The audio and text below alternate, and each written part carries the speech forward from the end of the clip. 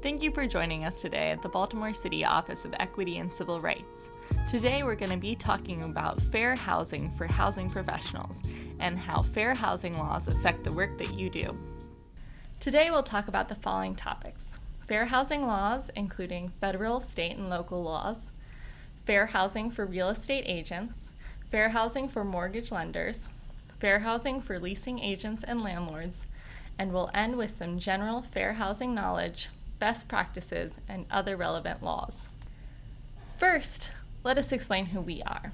We are the Baltimore Office of Equity and Civil Rights. We are a city agency devoted to advancing equity and upholding the federal and local civil rights laws, the local living and prevailing wage laws, and providing oversight of local law enforcement. The mission of the Office of Equity and Civil Rights is to carry out activities to eliminate inequity, inequality, and discrimination. Within the Office of Equity and Civil Rights, there's the Baltimore City Community Relations Commission, which serves to investigate claims of discrimination and assist people who have been discriminated against by enforcing the laws that protect them. The Baltimore Community Relations Commission combats unlawful discrimination in employment, public accommodation, housing, education, and health and welfare services. Throughout today's presentation, you may hear us or see us use several acronyms. Here are what some of them mean. HUD, the U.S. Department of Housing and Urban Development. The FHA, the Fair Housing Act as amended. DOJ, the U.S. Department of Justice. MCCR, the Maryland Commission on Civil Rights. CRC, Community Relations Commission. SSI, Supplemental Security Income. SSDI, Social Security Disability Insurance. BRHP, Baltimore Regional Housing Partnership. RFTA, or RAFTA, Requests for Tenancy Approval. HQS Inspection, Housing Quality Standards Inspection. So let's start by talking about some fair housing laws. Throughout the presentation, we'll be providing some test your knowledge questions. Our first of the day: what tragic historical event took place 7 days before the passage of the Civil Rights Act of 1968, also known as the Fair Housing Act? Answers will be provided throughout the presentation and again at the end. So the first law that we're going to talk about when we talk about fair housing is the Fair Housing Act of 1968 as amended. This prohibits housing discrimination on the basis of race, color, national origin, religion, sex, disability, and familial status. To learn more about the Fair Housing Act, let's watch this video included with permission from the National Fair Housing Alliance and Nationwide Insurance.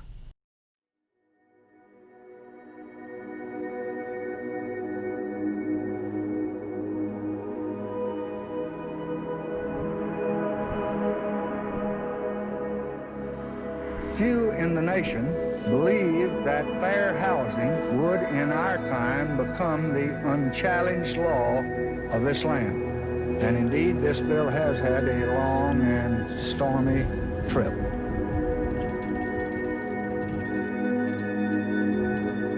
Well, I don't know what will happen now. We've got some difficult days ahead. Like anybody, I would like to live a long life. Longevity has its place. But I'm not concerned about that now. And I've looked over and I've seen the promised land. I may not get there with you, but I want you to know tonight that we as a people will get to the promised land. So I'm happy tonight. I'm not worried about anything. I'm not fearing any man. Ladies and gentlemen, Martin Luther King was shot and was killed tonight in Memphis.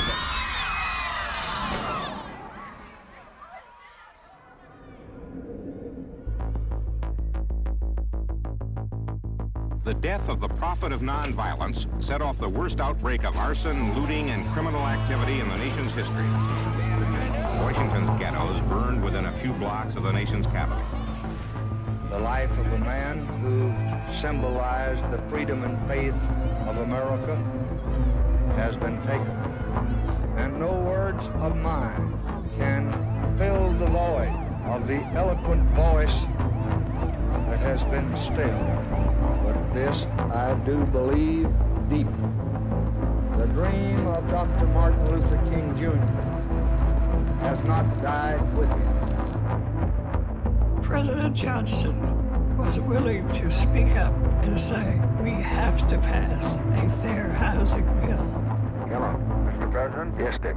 We're in trouble. We need some help. Yes? I was afraid of that. Federal troops, for the first time since the Civil War, took up positions to guard government buildings. Nothing's probably touchier than your own neighborhood and your own home or your own apartment. The administration, which supported the bill, said this has no chance. The other stuff is okay, but this will kill any politician that touches it. Well, I just could not live beside them. I don't feel that they should be oppressed. But I moved here because it was a white community. I have 2 daughters and 2 sons. And if there's too many colored people around here, I definitely will get out. I think that, well, the property values will immediately go down if they're allowed to move in here in any number.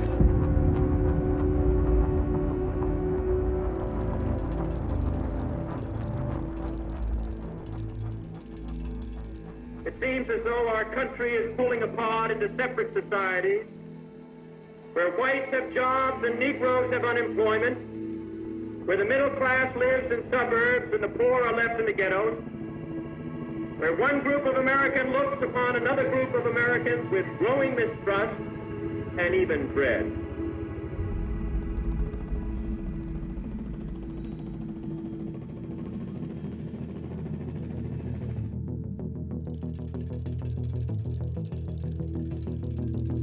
Then the bill went over into the House Rules Committee, and under the chairmanship of the famous Judge Smith, a right-wing segregationist from Virginia, he wouldn't hold hearings on it. He would take the bill home so nobody could act on it, and we were running out of time.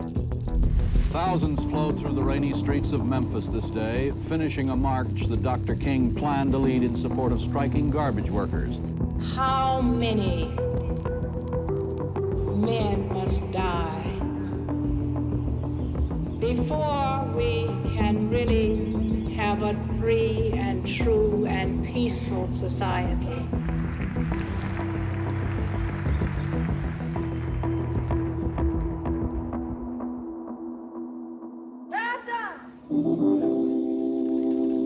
Cause you're a present Lord, and I know you'll reach out and take mine. You take our hand.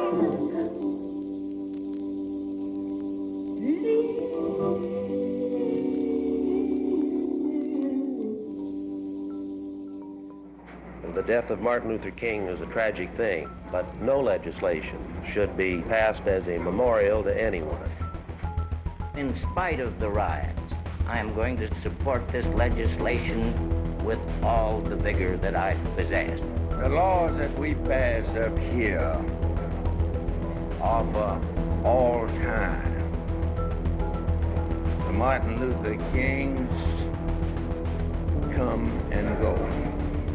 The public reaction to this horror gave the sensible members of the committee a compelling argument that the House Rules Committee had to report that bill out. And I think that's how we got our bill. They just didn't dare bottle it up any longer.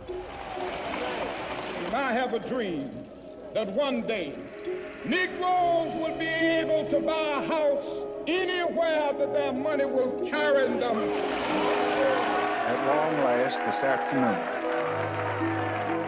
fair housing for all is now a part of the American way of life. Democracy's work is being done, and the bell of freedom rings out a little louder. We have come some of the way, not near all of it. The fight still goes on because we unfortunately have the laws, but we don't have the enforcement. That we have changed but we still have the same kinds of discrimination. The U.S. Commission on Civil Rights said today that efforts by federal agencies to end housing discrimination have been generally superficial or incomplete. President Carter has ordered federal agencies to use all means possible to strengthen fair housing programs. For the first time, people with disabilities and families with children will be protected from housing discrimination. President Reagan signed legislation today designed to toughen up the nation's fair housing laws. Why did you take part in this demonstration today? Just because there was a huge crowd, or did you have any personal reason? Well, I took part in this march today because of Martin Luther King and what he stood for, because this march is what he died for. You know what he stood for? Yes. He stood for nonviolence and peace for all men of all kinds. And I think if he died for it, I could carry out what he started.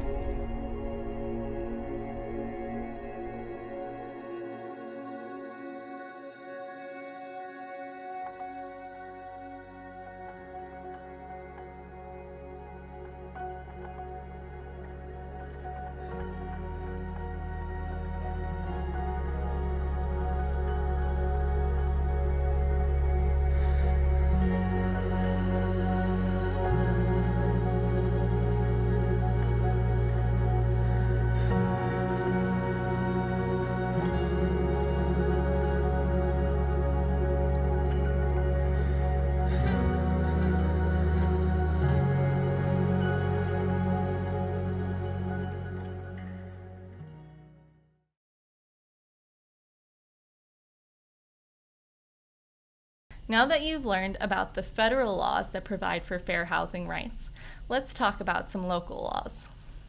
State Government Article 20 of the Annotated Code of Maryland prohibits housing discrimination on all federally protected classes, in addition to marital status, sexual orientation, and gender identity and expression.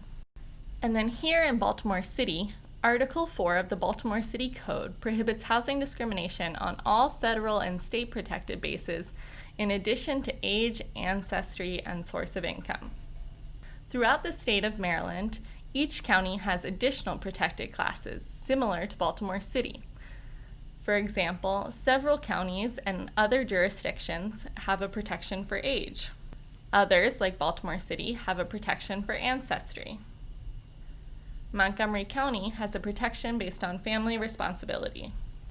A few counties have a protection based on occupation, others on personal appearance, some on political opinion, and some on source of income, and also presence of children.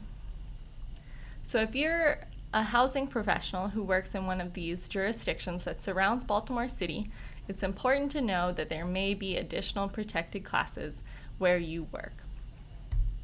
There are a few exemptions from the Fair Housing Act. This includes owner-occupied buildings with no more than 4 rental units. This is known as a Mrs. Murphy exemption. And again, the owner must reside in one of the units. Single-family housing rented or sold without the use of a broker if the private individual owner owns no more than 3 such single-family homes at one time. 2 additional exemptions from the Fair Housing Act include housing operated by religious organizations and private clubs that limit occupancy to their own members, as well as housing exclusively reserved for senior citizens. So this housing typically falls into the categories of 62 and older housing or 55 and older housing.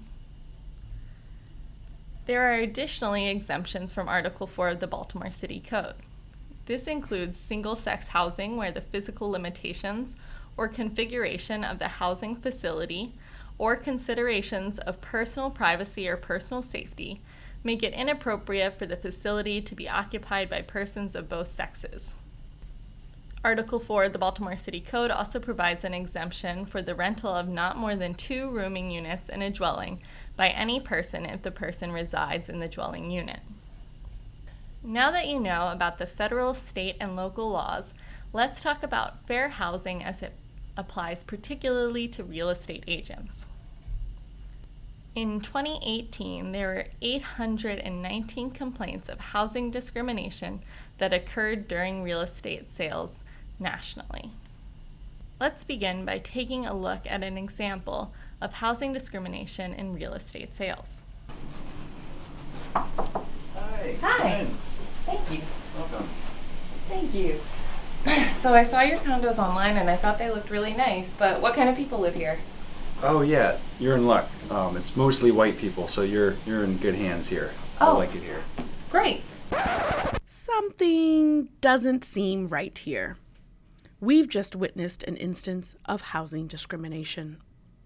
One way in which housing professionals can violate fair housing laws is by discussing the demographic information of a neighborhood with a potential renter or home buyer. Let's take another look at this prospective tenant. Hi, welcome. Hi. Thank you. So I saw your ads online and your condos look really nice. I'd love to take a tour. Sure. There's actually another neighborhood not too far from here that I think you'd really like the neighbors. They're just like you. I think you'd really enjoy that community. Oh, are there not available units here? I think you'll just really like it over there. The neighbors will be really fun, and they're just kind of your cup of tea, I think. Oh, okay. Actually, here's a pamphlet if you want to check out the amenities over there. Okay. I mean, this place is closer to my job and I really liked the floor plan, but I can give this place a try, I guess. Like our first scenario, this is also an example of housing discrimination. Even though the agent did not discuss the demographics of the community, they did suggest where they believe the tenant should live based on demographic information. This practice is called steering. In real estate, steering is the practice of guiding prospective residents to certain neighborhoods or away from other neighborhoods or areas based on their identity as part of a protected class, like race, national origin, religion, and more. Let's visit our agent one more time and see what's happening. Hi, come in. Hi. Welcome. Thank you. I saw your ad online and I think your condos look really nice, but what kind of people live here? Yeah, so we can't disclose information about our demographic information about our residents, but we have a lot to offer here. This pamphlet goes over some of the amenities and information about the apartments if you want to check it out. Great. That scenario shows that discrimination can be overt, but it can also be subtle. It also demonstrates how a situation like that should be handled. So now that you've seen an example of a prohibited practice in real estate sales, let's discuss a few more. But before we do, we have our second test your knowledge question. What is the definition of the term blockbusting?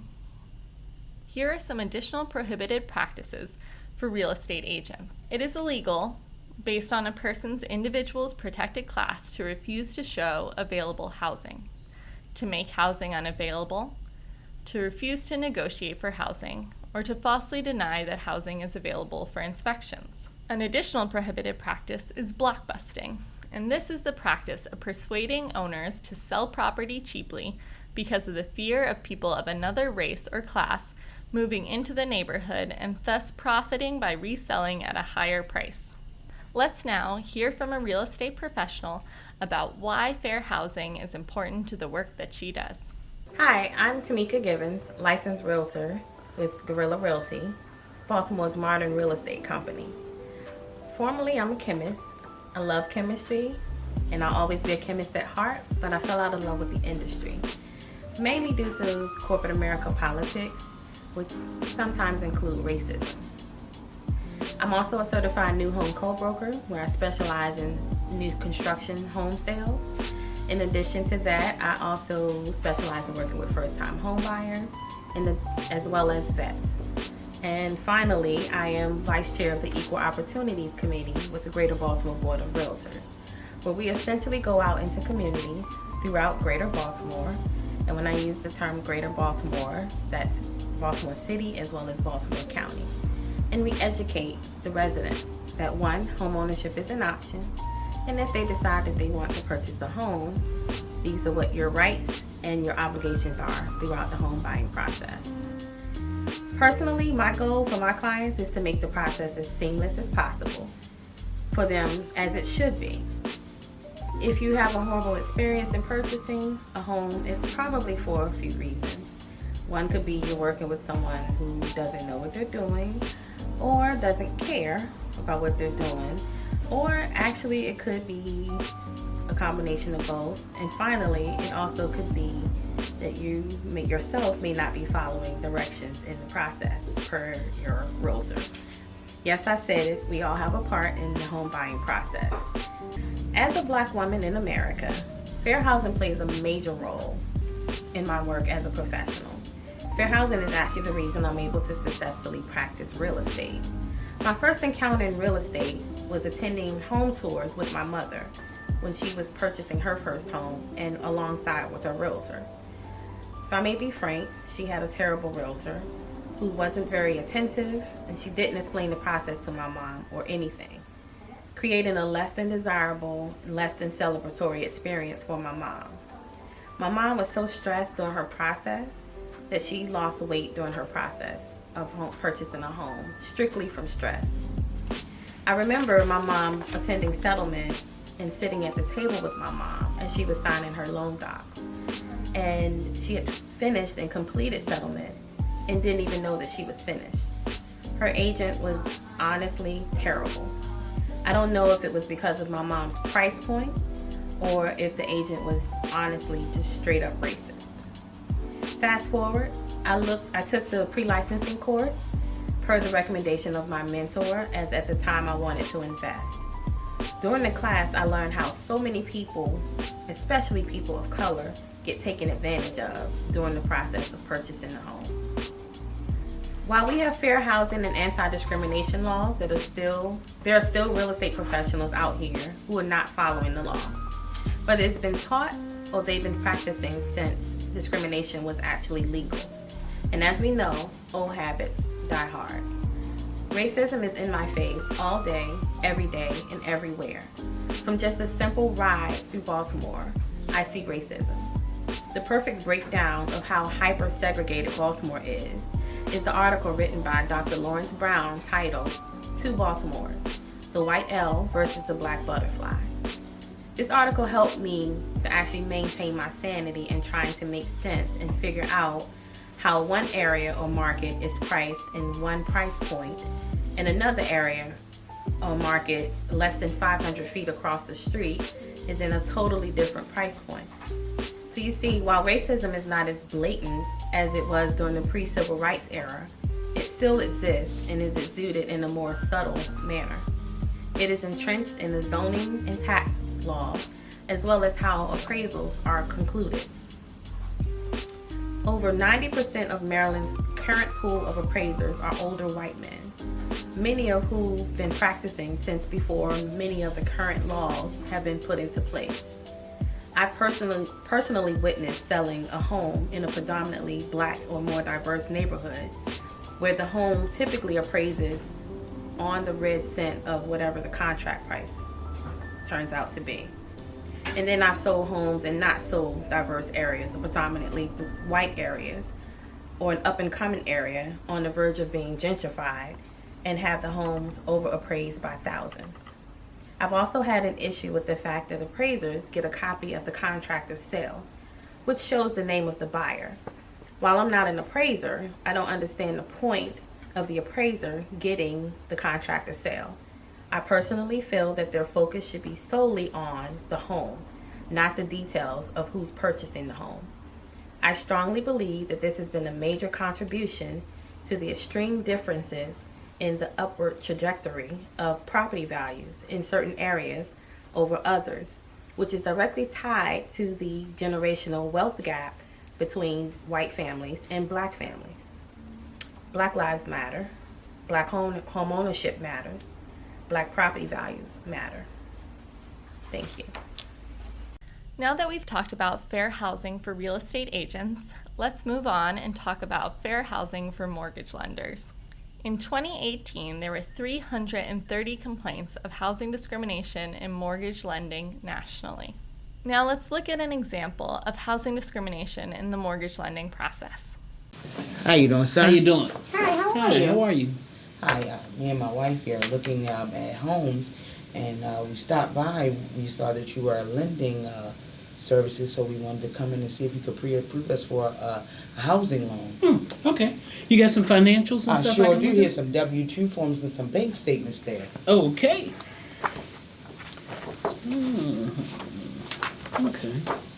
Well, it looks like you have your financials together. It does. However, we're a religious institution. We're Christians here, and we can't recognize two women that wish to live together as friends or whatever, and we're just not going to be able to lend you the money. Well, excuse me, I'm not understanding. We are married. So you say. Would you like me to provide you with our marriage certificate? Won't be necessary, because we only recognize marriages between a man and a woman. This is unbelievable. This is an example of blatant discriminatory behavior. Article 4 of the Baltimore City Code prohibits housing discrimination based on sexual orientation.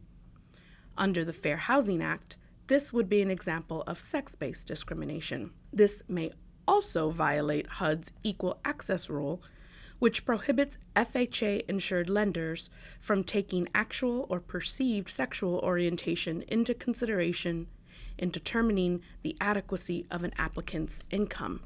Let's try that again. Hey, how you doing? How you doing? How are you? All right. Hey, this is me and my wife, and we're here to buy a home, and we're looking to see if we can get pre-approved for a loan. Well, let me see your financials. Here you go, some bank statements and some W-2s there. Okay. Well, looks like your financials are in order. I just want to tell you though, right now our interest rate is really high. We're above 5%.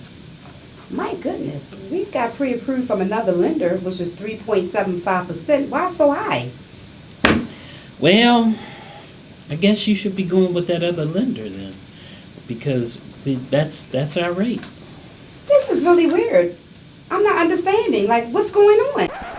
Though not as blatant, this could be a more subtle example of discriminatory behavior. If this lender is offering better interest rates to couples who are not in same-sex relationships, this could be an example of disparate treatment. Let's try this one more time. Hey, how are you? How are you? I'm good. Hi, how are you? doing? Okay. So this is my wife and we're newlyweds, and we're looking to buy a home, and wanted to see if you could get us pre-approved. Congratulations, first of all. Thank you. Do you have some financials? Sure, there goes some bank statements and some W-2 forms. Okay. Let's see here. Well, everything looks like it's in order. I tell you what, let me run some numbers and I'll get back with you. However, let me be the first to say congratulations on your new home. Oh, wonderful, Thank you so much. Thank you so much, sir. You're welcome. That scenario shows that discrimination can be overt, but it can also be subtle. It also demonstrates how a situation like that should be handled. Now that you've seen an example of a prohibited discriminatory practice in mortgage lending, let's discuss a few more. The signs of lending discrimination may be blatant or subtle. They can occur in the marketing of mortgage loan products, mortgage loan transactions, the terms and conditions of the loan, in the appraisal of the home, and in loan servicing. Some examples of this include steering a borrower to a loan with less favorable terms because of his or her race, color, religion, sex, familial status, national origin, or disability, targeting a minority community for fraudulent home loan modification assistance, or refusing to provide mortgages to women on maternity leave. Some additional examples include providing a different customer service experience to mortgage applicants, refusing to consider a mortgage applicant's disability-related income such as SSI or SSDI, or denying a mortgage or charging a higher interest rate because the property is located in a majority-minority neighborhood. Now we have our third test your knowledge question. What was the name of the federal agency that created the residential security maps, better known as redlining maps, in the 1930s? To get that answer, let's go to the Maryland Historical Society to hear about the history of redlining and other prohibited discriminatory housing practices here in Baltimore. Hello, my name is Alexander Lawstein. I'm the Museum Learning Manager here at the Maryland Historical Society. We are in the H. Furlong Baldwin Library, where he has around 7 million documents, some of which will be highlighted in this video. This video will explore the history of housing discrimination in Baltimore City, particularly towards Black Baltimoreans. In 1937, the Federal Homeowners Loan Corporation published its Residential Security Map of Baltimore. This map, geared towards mortgage lenders, graded the potential lending risk factors and desirability of neighborhoods in Baltimore and many other cities throughout the United States. While initially part of the New Deal's National Housing Act of 1934, intended to help prevent foreclosures, these maps soon became a symbol of race-based housing discrimination. Areas in green or Grade A areas were the most desirable, blue or Grade B were next, then yellow or Grade C, and finally, the least desirable, most risky areas were the red or Grade D neighborhoods. White neighborhoods tended to fall within green and blue grades, immigrant neighborhoods were blue and yellow, while black neighborhoods tended to be redlined. This redlining in 1937 was not new to Baltimoreans, as it was the result of decades of housing discrimination. Following the Civil War and through the early 1900s, white Baltimoreans used housing ordinances, homeowners associations, and block busing to segregate and discriminate against black Baltimoreans. Before the Civil War, Baltimore was fairly mixed with white and black residents living amongst each other, although white residents tended to live on main streets and black residents tended to live in the alleyways. Following the Civil War, an increase in black and European immigration to Baltimore, coupled with new public transportation options and the Great Baltimore Fire of 1904, began to lead to white middle-class flight.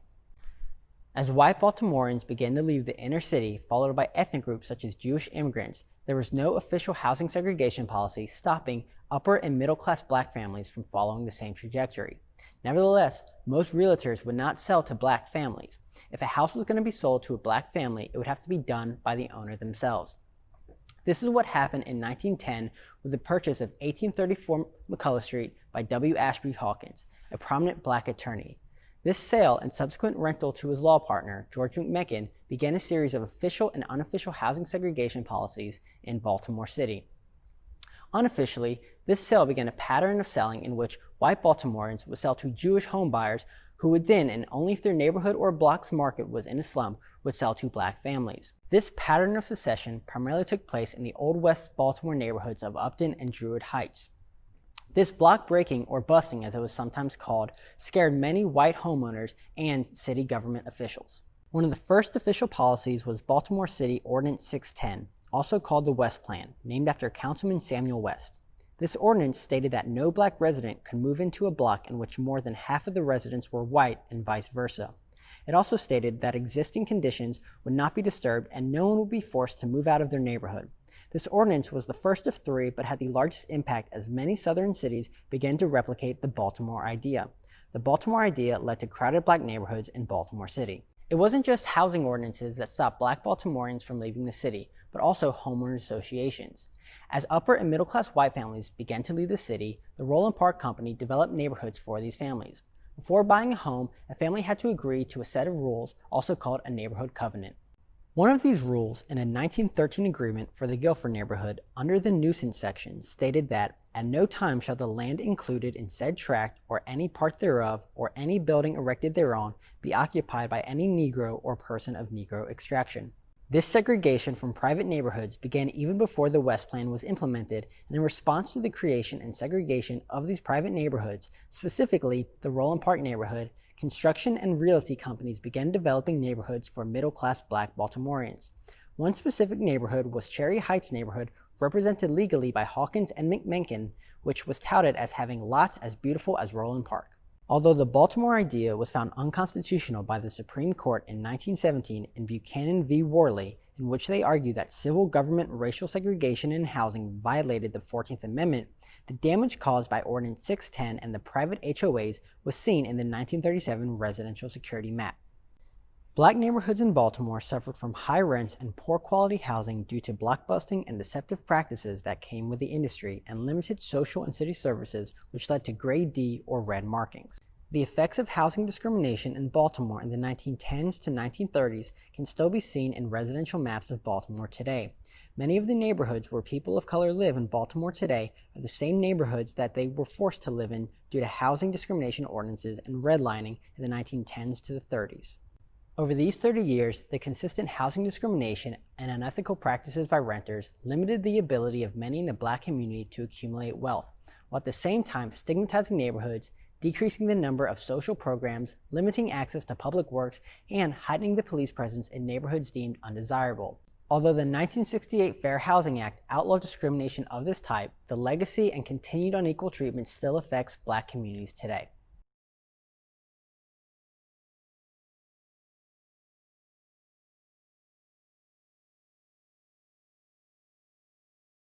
Next, let's discuss fair housing for leasing agents and landlords. In 2018, there were 26,020 housing discrimination complaints nationally in the rental market. These complaints come from the following prohibited practices: falsely denying that a rental unit is available to some applicants, setting more restrictive standards such as higher income for certain tenants, setting different terms for some tenants, such as adopting an inconsistent policy of responding to late rent payments, terminating a tenancy for a discriminatory reason. Discriminatory advertising is also prohibited. This is advertising that indicates a preference or limitation based on a protected class. An advertisement can be any notice, statement, or advertisement made with respect to the sale or rental of a dwelling. This includes ads on the television, radio, newspaper, flyers, emails, website, oral communication by phone or in person, or even a sign in the window. There are no exemptions for discriminatory advertising. Let's look at some examples of discriminatory ads. This first example would violate the federal, state, and local laws because it is discriminatory based on national origin. As you can see in the statement they've included, English speakers only. This next example is also discriminatory under federal, state, and local laws because it's discriminatory based on religion, as you see with their statement, Christian buyers only. This next advertisement would also violate state and local laws based on marital status, as it states couples only. Moving on to our fourth test your knowledge question. What is the definition of a reasonable accommodation? And what are some examples? Another prohibited practice for leasing agents and landlords is refusing to reasonably accommodate the needs of a tenant with disabilities. A reasonable accommodation is a change, exception, or adjustment to a rule, policy, practice, or service. The cost is on the housing provider unless they can prove undue financial or administrative burden. Examples of a reasonable accommodation include allowing a tenant to have a reserved parking spot or making an exception to a no pets policy for an assistance animal. It is also a prohibited practice to refuse to allow tenants to make reasonable modifications. A reasonable modification is a structural change made to existing premises, occupied or to be occupied by a person with a disability, in order to afford such person full enjoyment of the premises. Modifications are made at the cost of the tenant. Examples include allowing a tenant to install grab bars or add a ramp for accessibility. Now let's look at an example of housing discrimination in the rental market. Hello, how are you? Doing well, have a seat. I'm here to look at you guys' one-bedroom apartment. I did put my application in online already. Okay, I think I pulled your application up already. Great, we can get this tour started in 1 minute. I've been looking at it here, and it looks like you meet most of the qualification, but however, it doesn't state you have an income on here. Right. And This is a very nice building. It doesn't seem like you've had a job in a while, and people can't just live here for free.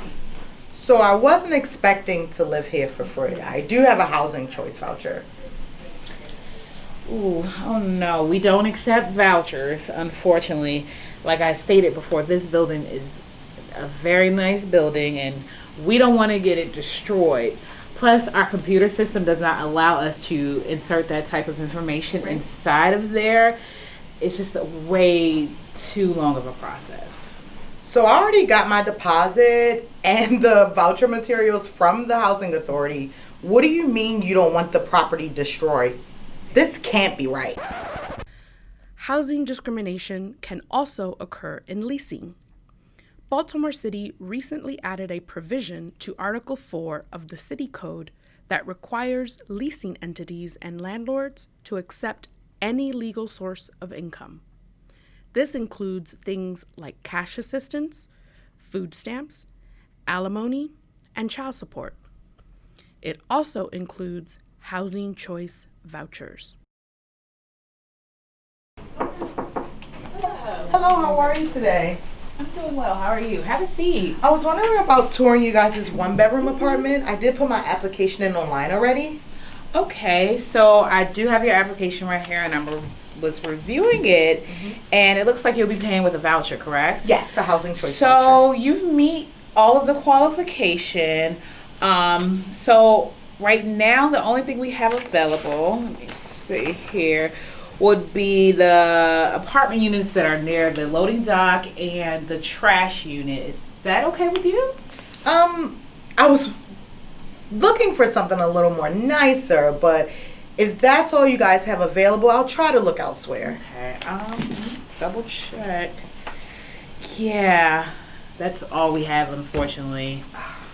Okay, well, I appreciate your time today. Thank you. Have a great day. You too. Hello. Hi, how are you? Good. I would like to see an apartment. Okay, did you fill out an application? Yes, I filled out an application online. Okay, let me see if I can find it here. Okay, I found you, and it looks like you meet most of the qualification.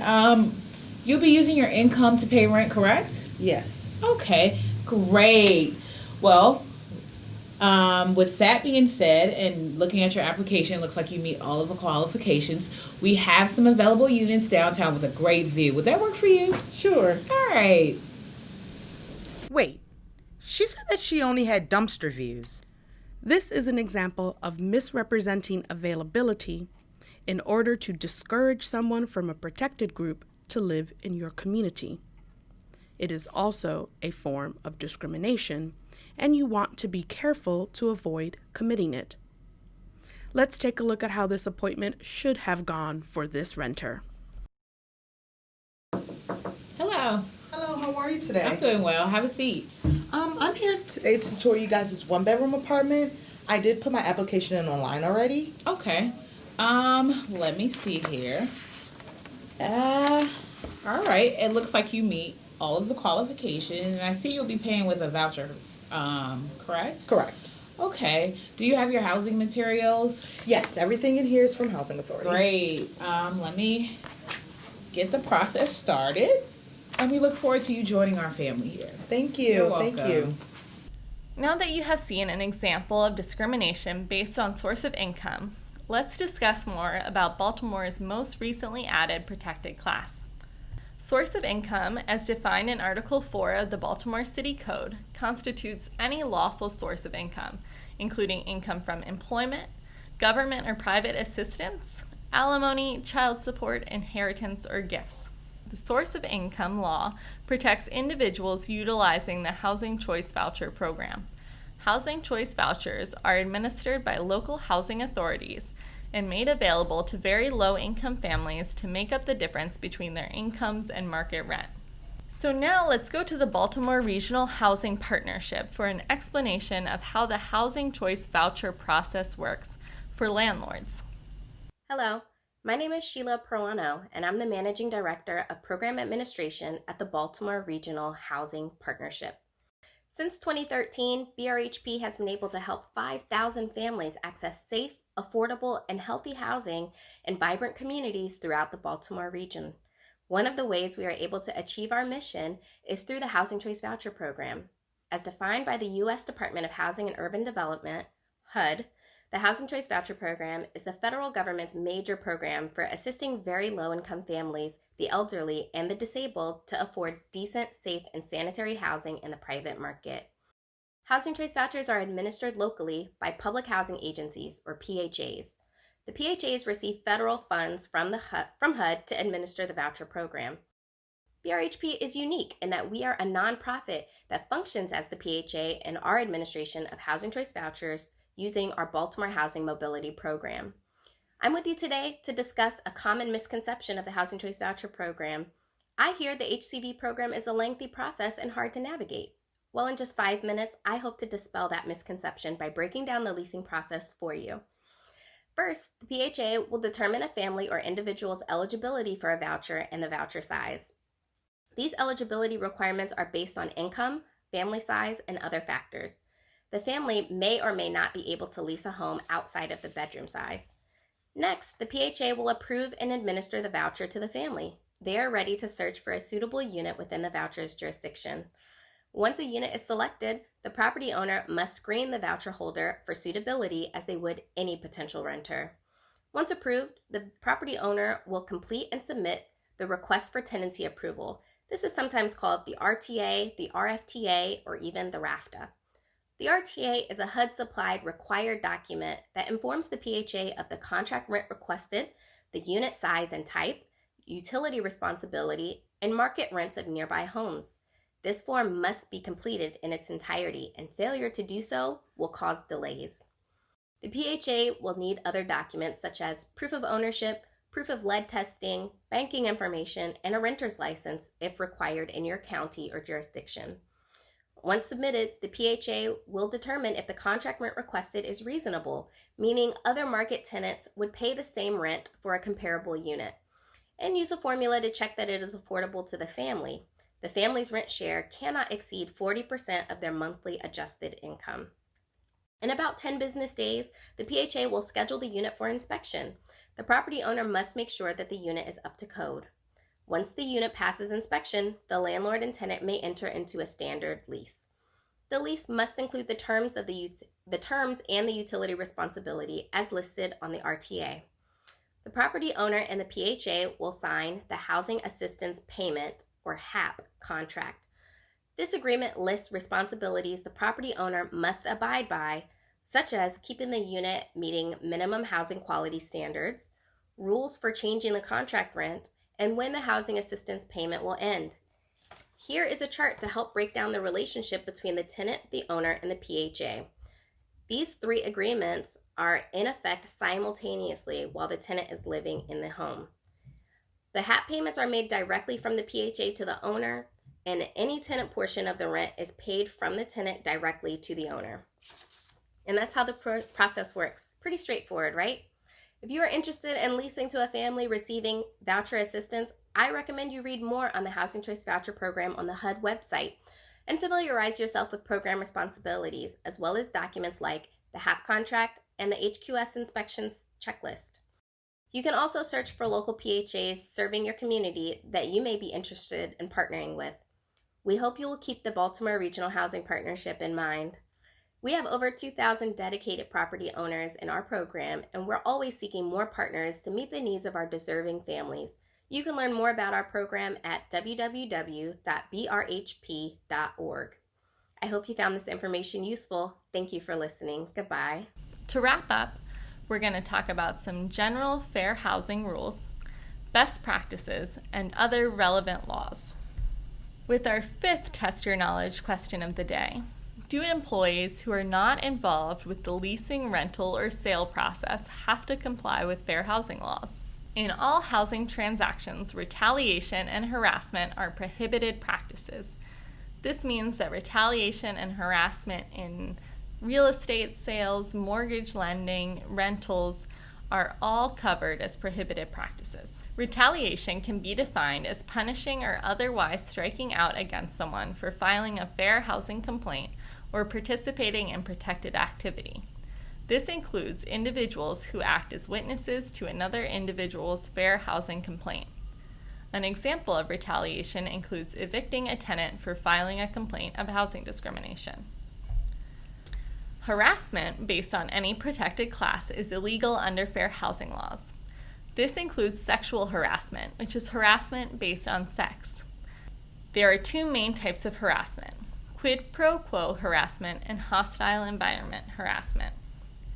Quid pro quo harassment refers to an unwelcome request or demand to engage in conduct where submission to the request or demand, either explicitly or implicitly, is made a condition related to the sale, rental, or availability of a dwelling, or as a condition related to the terms, conditions, privileges of the sale or rental, or the provision of services or facilities in connection with the sale or rental of that dwelling.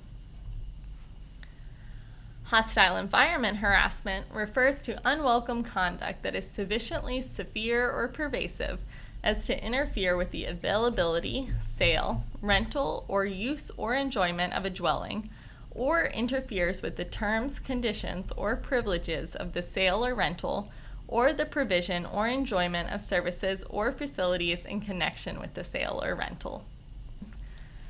Remember, all individuals involved in housing comply with fair housing laws. This includes maintenance and contractors, safety personnel, marketing and administrative staff, and more.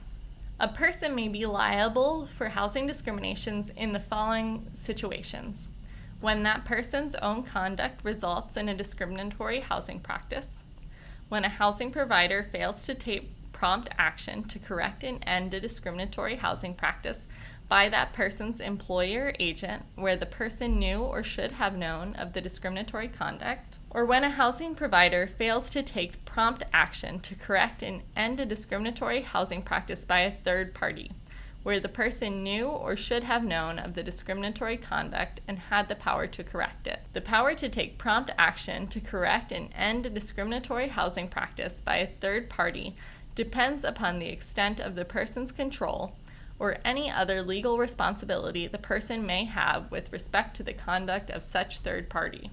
So what happens when a fair housing complaint is filed with the Baltimore City Community Relations Commission? First, the individual comes in to file the complaint. The individual will sit down with our intake officer who will help them draft their complaint, and then they will approve that complaint and sign it. Next, the housing provider will receive notice. Within 10 days, the CRC will inform the housing provider that a complaint has been filed against them. After receiving notice of the complaint, mediation is offered. Parties can choose to mediate a complaint through a third party at no charge. Both parties must agree to mediation. If not, the investigation begins. During the investigation, the assigned investigator will request relevant documents, interview witnesses and others involved, as well as request any other necessary information. Finally, the CRC will make a finding of either no probable cause or probable cause. If probable cause to believe that the discriminatory actions did take place is found, conciliation will begin. In terms of jurisdictional requirements to file a fair housing complaint, in order to file with the CRC, the alleged discriminatory action must have taken place in the past 180 days. To file with the U.S. Department of Housing and Urban Development or the Maryland Commission on Civil Rights, the alleged discrimination must have taken place in the past year. To file a private lawsuit, the alleged discrimination must have taken place in the past 2 years. Cases of sexual harassment in housing and other pattern and practice cases may be initiated at a later time. So now that we've talked about many prohibited practices, let's instead talk about some best practices. These are our suggestions for making sure that you and your employees do not violate fair housing laws and treat tenants and potential tenants fairly and equitably. When screening potential tenants, make sure to ask all applicants the same questions and make sure those questions are based on a tenant's ability to be a good renter or homeowner. Asking tenants different questions, such as asking only some about citizenship, or imposing different terms like charging different security deposits or application fees, will be considered disparate treatment. As it pertains to asking about citizenship, it is important to note that every person in the United States is protected by the Fair Housing Act, regardless of immigration status. Landlords are allowed to request documentation and conduct inquiries to determine whether a potential renter meets the criteria for the rental, so long as the same procedure is applied to all potential renters. It is also important to note that it is illegal to coerce, intimidate, threaten, or interfere with a person's exercise or enjoyment of rights granted or protected by the Fair Housing Act. This would include threats to report a person to the U.S. Immigration and Customs Enforcement Office. Another common screening practice is asking about criminal background. In 2016, HUD released a guidance on the application of Fair Housing Act standards to the use of criminal records. The solution is to consider applicants on a case-by-case basis, including the nature, severity, and time of the crime. This is because arbitrary and overly broad criminal history-related bans are likely to lack a legally sufficient justification, thus having a discriminatory effect. In response to a request for a reasonable accommodation or modification, a housing provider may request reliable disability-related information that is 1. Necessary to verify that a person meets the Act's definition of disability, 2. Describes the needed modification or accommodation, and 3. Shows the relationship between the person's disability and the need for the requested modification or accommodation. It is important to note that for observable disabilities, it is not expected that these questions would need to be asked. For example, for a person who uses a wheelchair, it is not expected that a housing provider would ask them to provide disability-related information about why they need to widen doorways or install a roll-in shower. In addition to the 2016 HUD guidance on the Fair Housing Act standards to the use of criminal records, there are several other guidances issued by HUD that would be beneficial for housing providers to review. This includes HUD's 2016 Quid Pro Quo and Hostile Environment Harassment and Liability for Discriminatory Housing Practices under the Fair Housing Act, the Joint Statement of HUD and the DOJ on Reasonable Modifications under the Fair Housing Act from 2008, and the recent Assessing a Person's Request to have an animal as a reasonable accommodation under the Fair Housing Act, which was released in 2020. So now that we've talked about fair housing laws, prohibited practices, as well as best practices, let's talk about some other relevant laws. There are often intersections between fair housing laws and other laws. Ensuring that these relevant laws are enforced equally is important in order to avoid future issues of housing discrimination. For our final test your knowledge question of the day, at what blood lead level, micrograms per deciliter, does the CDC recommend public health actions be initiated for children ages 1 through 5? One law that interacts with fair housing are the city's lead paint laws and regulations. This is because a 2006 study conducted by HUD found that while efforts to abate the prevalence of lead in housing have continued, African American and white residents have been impacted differently.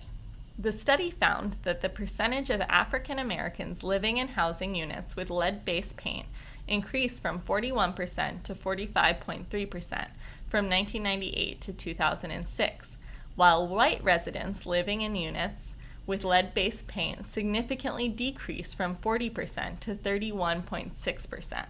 To talk about some of these disparities, let's discuss with an expert, Dr. Larice Edwards from Morgan State University's School of Public Health. Happy Wednesday. I am happy to have an opportunity to have this conversation with you about a very important topic. I'd like to share with you who I am and why this topic is important to me. My name is Dr. Larice Edwards. I'm a professor of public health in the School of Community Health and Policy at Morgan State University. And as a public health practitioner and professional, our work is all about prevention. And given that lead is one of the things. Lead poisoning, exposure to lead is one of the things that we feel very committed and dear to because it can be prevented. So that's who I am, and once again, I'm happy to have this conversation with you. And if I can start with a couple of facts before I get into any in depth into the lead conversation. According to the Centers for Disease Control and Prevention, blood levels that exceeds 5 micrograms per deciliter is a concern, and that's when kids should be monitored, and there should be some case management in terms of their behavioral outcomes and their health. In addition to that, no matter what anybody says, and particularly for housing professionals and even landlords, no level, absolutely no level of lead at all is a safe level, which says to me that it must be eliminated and controlled. On top of that, we have to think about the role that lead plays in the lives of the community, families, but particularly our kids, because kids from birth to like 6 years old, lead really does a job to their brains and their neurological development and function. And in my opinion, that's a crime. That is a crime, and people should be mindful of the long-term effects of that in our communities. Considering that we're having this conversation in Charm City, the wonderful Baltimore, we also know that Baltimore has had several years, like 5 years of violence and crime, particularly in terms of gunfires and firearms. And we have to bear in mind that with current research, we know that there is a link between lead poisoning and criminal behavior. So if we really want to get to the bottom of this issue and improve it for communities and particularly for our kids, because they're just innocent people, we have to begin to connect the dots. And we cannot connect the dots looking forward. We have to connect the dots going backwards. That's how we connect the dots. So if I can start here with a little bit of the history that I know, lead poisoning has been a constant public health problem for decades, particularly in Baltimore. And I think a lot of it in Baltimore stems from 80 years of segregation and housing segregation and redlining, where certain populations, particularly the African American population, has been confined to certain areas. And these areas are what we call in public health high-risk-scapes. And high-risk-scapes are basically communities that have been disadvantaged for years.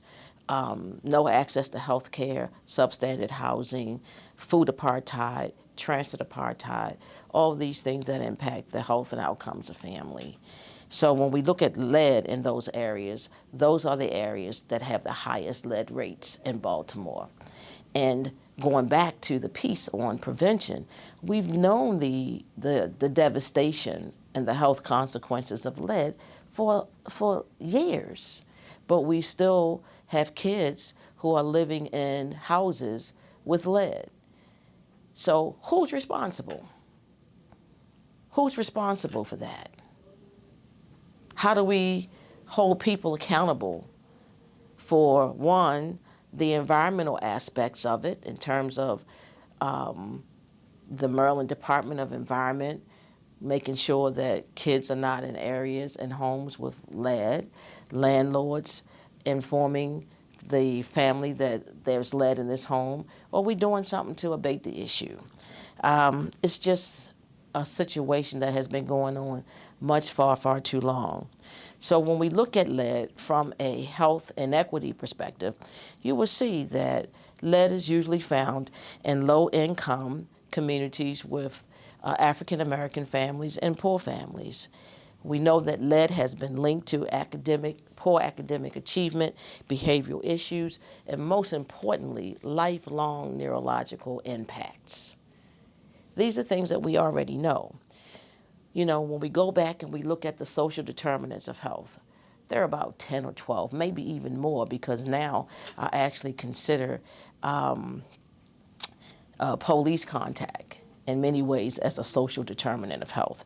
But if we look at two things, housing and education, we know that poor housing conditions are where you usually find most of the lead and where most of the kids are exposed. We know that housing inequity, what we call sacrifice zones. And the sacrifice zones are places that are not given the resources and the monies to improve the community and improving the housing conditions. And if I could just stop for a minute to say, it's sad, but it's the truth that lots of families cannot afford to live in communities where they may want to live to raise their kids and bring their kids up. But just because people are poor and they have to settle for the housing that fits into their budget, it doesn't mean that they have to live in conditions where their kids are at risk for a long time neurological effect, such as lead poisoning. But that's where you will find most of the kids who have been exposed to lead in substandard housing. So that makes me wonder about landlords and about housing folk. You know, is it poison versus profit? That's a good question. Is it poison? We know that these homes have lead at some level. You know, we attempt to reduce, but the goal should be to eliminate. So we have kids in homes where they're poisoned and their lives are changed forever. So when we go on to look at the other social determinants of health, as I mentioned, like education, we know that lead poisoning, kids that are exposed to lead poisoning, their academic achievement is much lower. They have behavioral problems in school. Most of them are more likely to drop out of school. Actually, I think about 7 times more likely to drop out of schools than kids who are not exposed to lead. And they're 6 times more likely to be involved in juvenile justice. These are things that we know up front that are very troubling and concerning. Education, kids need education to be able to have a better life, to be able to compete in the world. However, we know that kids coming out of these communities have problems with their brains. Their brains have been scrambled, and so they can't function optimally. So those are some of the concerns around education and housing. I look at it as poison minds and opportunity murdering, because we know that they can't function at optimal levels as compared to those kids who have not been lead poisoned, who come from more profitable communities. But we continue to recycle this exposure by having families move into houses that have lead and have kids exposed to lead, young babies, young kids. It's a travesty. I think landlords and housing professionals should all have a sense of knowledge, a knowledge base about what does it mean for a child and for a family to reside in a dwelling that has lead and that the family is exposed to lead. And what does that mean? What does it mean for the future? What does it mean for the system, the educational system, the criminal justice system, the health system? All these systems are impacted by lead exposure. I look at the power issue about it. The power. You see, communities don't always have the power they would like to have, simply because we have marginalized communities that have been confined and isolated to certain areas. And this all goes back to segregation and redlining, where people are confined, they're isolated. They're more or less like the forgotten city or the forgotten neighborhoods. And I think landlords sometimes profit from that when our kids are being poisoned? And then we come up with questions like, why is the murder rate so high? Why is the graduation rate so low? Well, basically, we've created these conditions in which people live, and then we ask why. Who's responsible? Who cares? We all should care, and we all are responsible. Who has the power? Well, in public health, we give community power to some extent by educating parents about exposure to lead and to make sure that their kids are tested. In addition to that, we advocate that doctors test all kids for lead. You know, we don't want to just test the kids who are exhibiting behavior problems or low performance in schools. We want to test everybody, so we don't want to miss any child that has been lead poisoned or exposed to lead, because early intervention makes for better outcomes. In addition to that, we want landlords ultimately to do their due diligence. Landlords must know that the outcome and life expectancy of a child is in their hands, just as the monthly rent. They have a role in how the children who live in their homes live out the rest of their lives. So we must be mindful of the modified risk reduction standards and all of the laws that relate to exposure to lead and our housing units, and even more greater than that, the city needs to be mindful of having a stock of homes that are viable for all of its citizens, whether they're poor or affluent. Again, to highlight the connection between lead-based paint laws and the Fair Housing Act, in the Federal Register in September of 1999, HUD discussed the potential connection between lead-based paint and familial status discrimination. HUD explains that an owner with a unit where lead may be present cannot refuse to rent to families with children or force a family with children to move if lead is discovered.